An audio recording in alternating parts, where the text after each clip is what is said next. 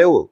ఇప్పటికి కూడా వాళ్ళకి ఆ జీతాలు బకాయి ఉంది. అయినా సరే వాళ్ళు కష్టపడి పనిచేస్తున్నారు. కష్టపడి పనిచేసి ఉత్పత్తి సాధించి దాన్ని సరైన మార్గంలో పెడుతున్నటువంటి దాన్ని నడపాలని లాభాల బాటలు తీసుకురావడానికి కార్మికవర్గం పోరాడుతుంది.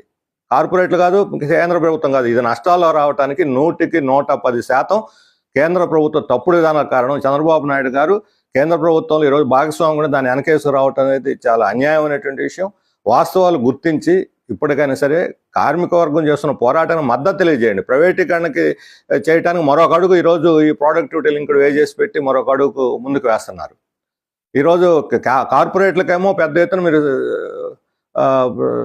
రాయితీలు ఇస్తారా? ఈరోజు ప్రొడక్షన్ పేరుతో రాయితీలు, ఎంప్లాయ్మెంట్ పేరుతో రాయితీలు, ఇక్కడ పరిశ్రమ పెడితే విద్యుత్ రాయితీ, జిఎస్టీ రాయితీ, ట్యాక్స్ రాయితీలు, వాటర్ రాయితీ, ఎలక్ట్రిసిటీ రాయితీ, పెట్టుబడి రాయితీ, ఒకటి కాదు 100 రకాల రాయితీలు ఇస్తున్నారు. మరలా